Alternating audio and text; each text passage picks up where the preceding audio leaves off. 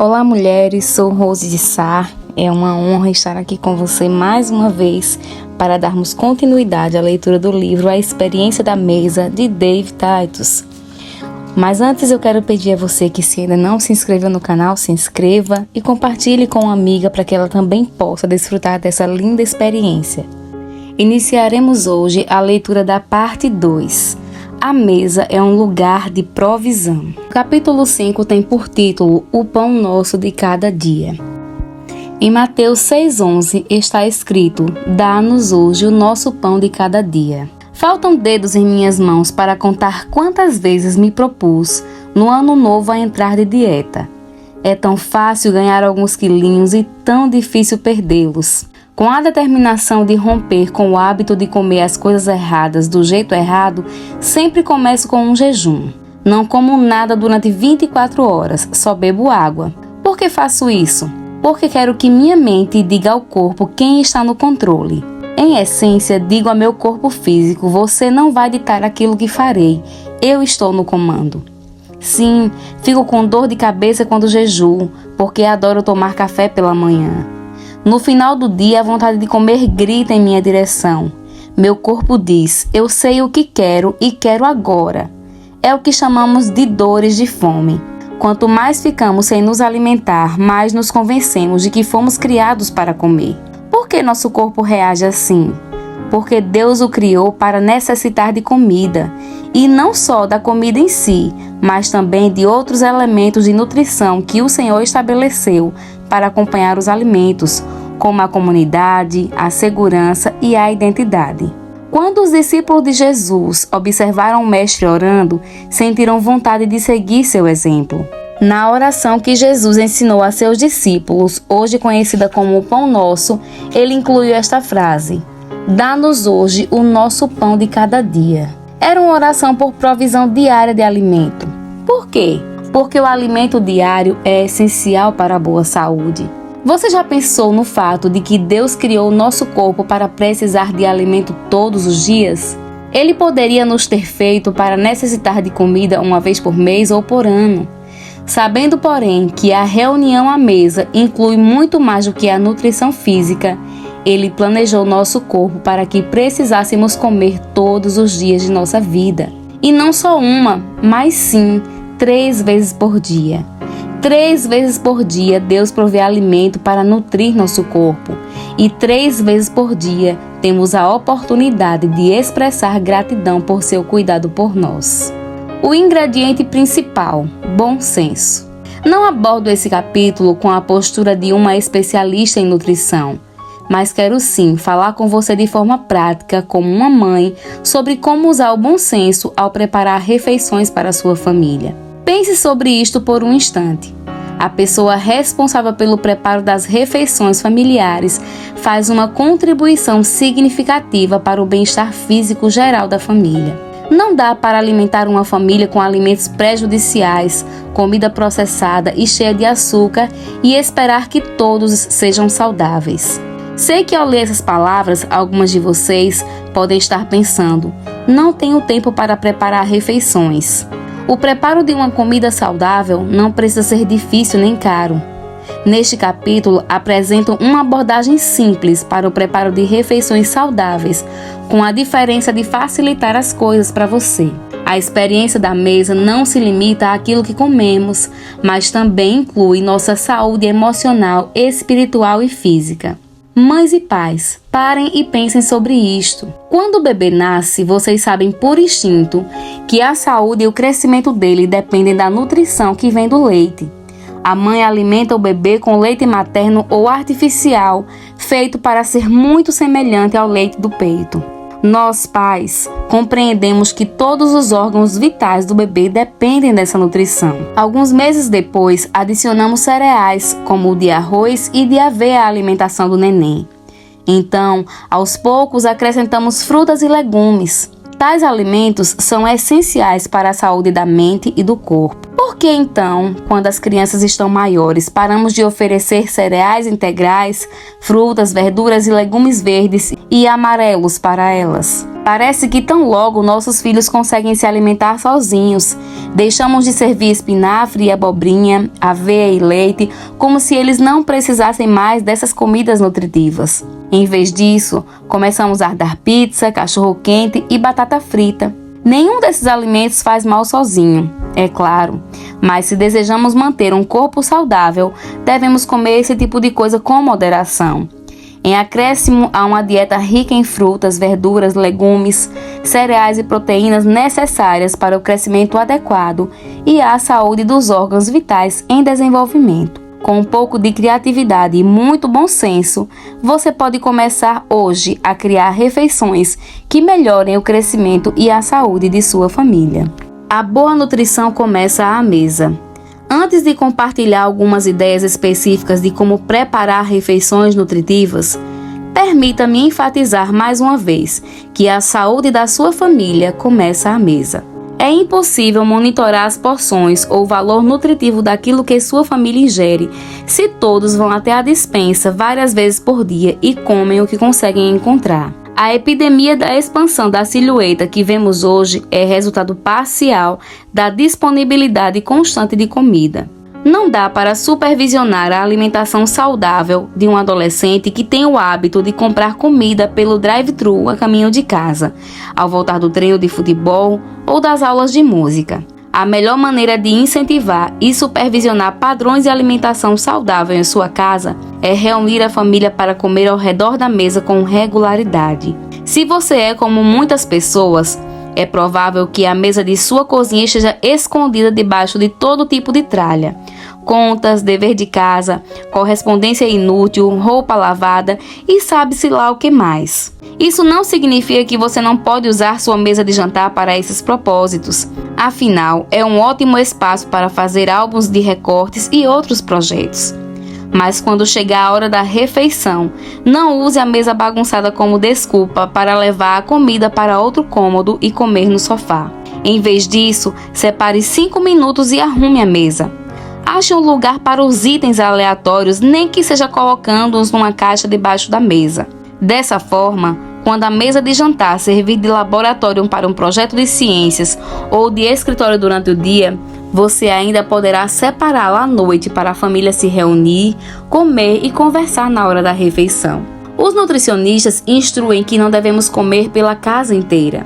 Acima de tudo, não devemos comer em frente à televisão. Em 1988, pesquisadores do Centro de Pesquisa de Nutrição Infantil em Houston descobriram que as crianças acima do peso jantavam 50% das vezes em frente à televisão, ao passo que, para as crianças de peso normal, a porcentagem era de 35%. Karen Cullen, nutricionista comportamental e professora assistente de pediatria, afirma: sabemos que há uma relação entre o número de horas que as crianças passam assistindo à televisão e os problemas de peso. Também sabemos que as pessoas que assistem à televisão enquanto comem tendem a perder a sintonia com os ingredientes naturais de fome e saciedades e são encorajadas a comer em excesso. Além disso, a exposição às mensagens da TV contribui para a má nutrição.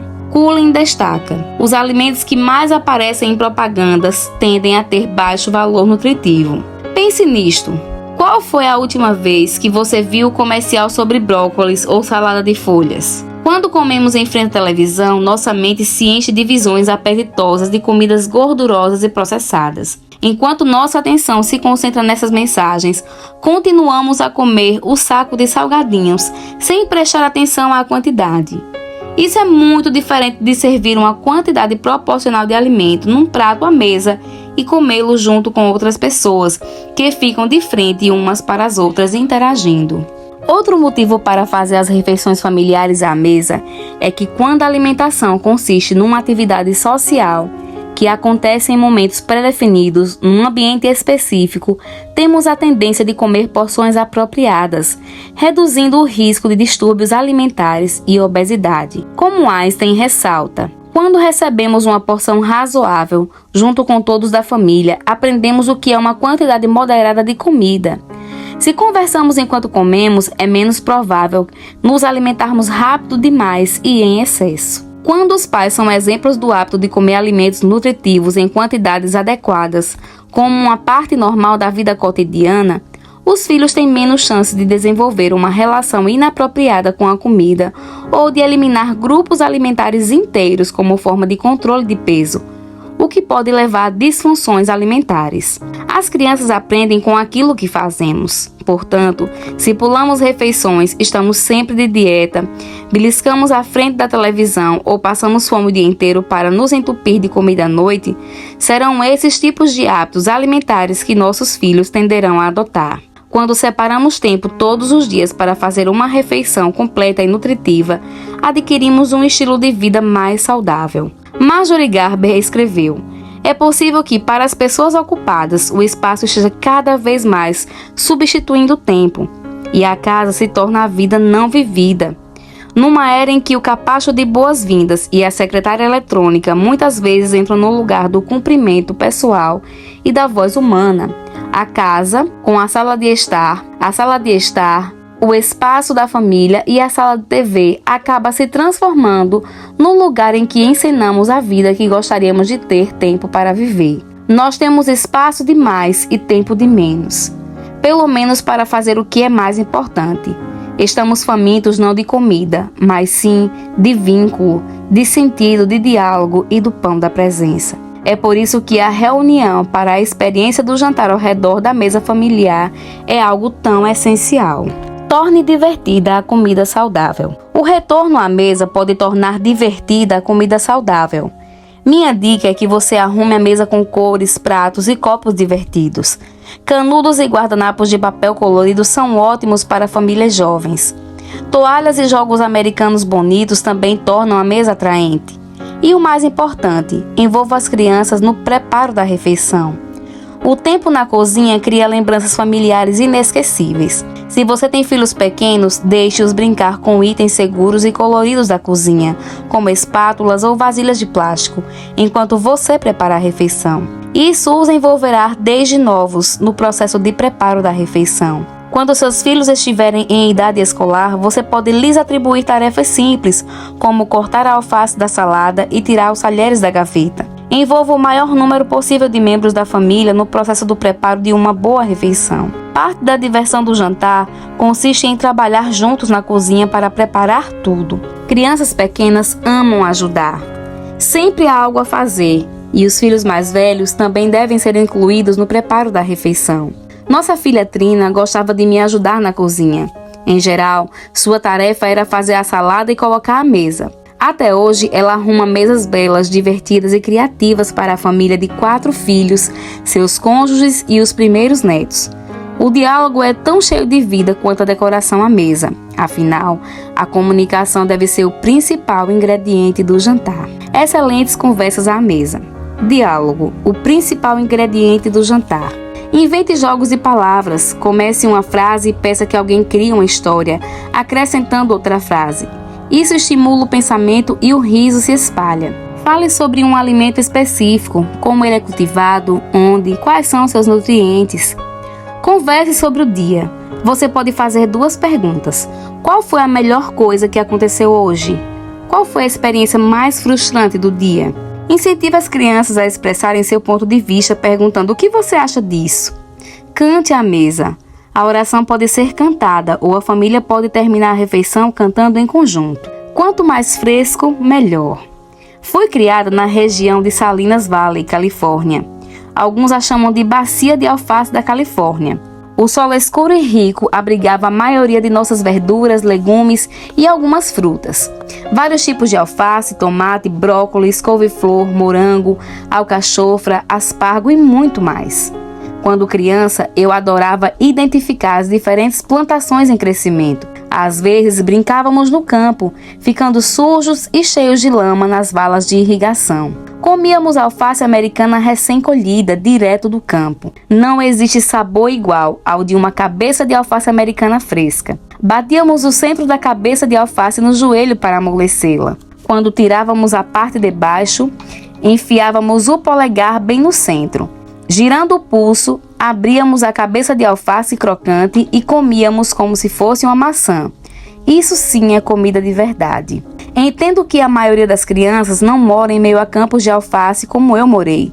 Só estou ilustrando como a comida fresca, em sua forma mais simples, pode ter um ótimo gosto. Tenho a convicção de que se começarmos a dar comida de verdade para nossas crianças, alimentos frescos, frutas, verduras e legumes, elas aprenderão a amar os sabores naturais. A propósito, se você tem filhos que ainda não aprenderam a gostar de frutas e verduras, por favor, não use isso como desculpa para se tornar uma cozinheira sob encomenda e fazer uma refeição separada para cada membro da família, seguindo as preferências individuais. As refeições devem ser feitas de acordo com o seu valor nutricional e a preferência dos pais, e as crianças aprenderão a apreciar os alimentos saudáveis para seu corpo em crescimento. Se você tem um filho enjoado para comer, não desanime. As pesquisas revelam que podem ser necessárias diversas exposições a determinado alimento antes que as papilas gustativas de um indivíduo se adaptem a seu gosto. E fique tranquila, pois gosto é algo que se adquire. Afinal, quem tomaria café ou comeria pimenta com base na primeira reação das papilas gustativas? Alguns estudos sugerem que é necessário provar um novo alimento 10 vezes ou mais para que a pessoa aprenda a gostar dele. Portanto, se seus filhos demonstrarem relutância em experimentar novos alimentos, não deixe que isso a impeça de servir os alimentos nutritivos de que o corpo deles necessita. Continue a colocar a comida no prato e depois de um tempo, seus filhos aprenderão a gostar dela. Minha mãe trabalhava fora, mas sempre colocou comida caseira à mesa. Não eram necessariamente pratos elaborados. A maioria de nossas refeições era muito simples, mas ainda assim deliciosa. Você pode chamar de comida comum ou comida de verdade, legumes cozidos no vapor, bife ou carne cozida, arroz e batatas, tanto inglesa quanto doces. Nossa mesa era arrumada com toalhas e pratos sem sofisticação, mais coloridos e combinando entre si. Mamãe costumava fazer mais do que uma verdura e podíamos escolher. Forçar-nos a comer determinada quantidade nunca foi alvo de sua preocupação. Ela não queria desperdiçar comida servindo-nos em excesso. Preferia que comêssemos tudo aquilo que pegássemos. Mas não tínhamos a permissão de fazer lanchinhos antes do jantar. Em meu lar, depois que terminávamos de comer, Trina, Aaron, Larry e eu ajudávamos a lavar a louça. Numa visita recente à casa do nosso filho, percebi Aaron tirando a mesa naturalmente e ajudando a arrumar a cozinha, assim como seu pai fazia enquanto ele era criança e continua a fazer hoje. Não é raro, depois de eu preparar e servir uma refeição, Larry dizer, eu lavo a louça. Em geral, acabamos fazendo isso juntos, porque gosto de ficar na cozinha com ele. É um momento para conversarmos e desfrutarmos a presença um do outro. Quando nossos filhos eram pequenos, ficar na cozinha juntos se transformava muitas vezes num momento divertido de brincadeiras. As lembranças familiares de arrumar a cozinha incluem bater de leve no outro com um pano de prato úmido, correr em volta da mesa e outras brincadeiras inocentes. Quando eu era criança, minha mãe sempre inventava jogos para meu irmão e eu. Por exemplo, quando lavávamos a louça, era uma corrida para ver quem terminava primeiro. A pessoa que estava secando podia parar se o escorredor ficasse vazio. Quem secava a louça também tirava a mesa.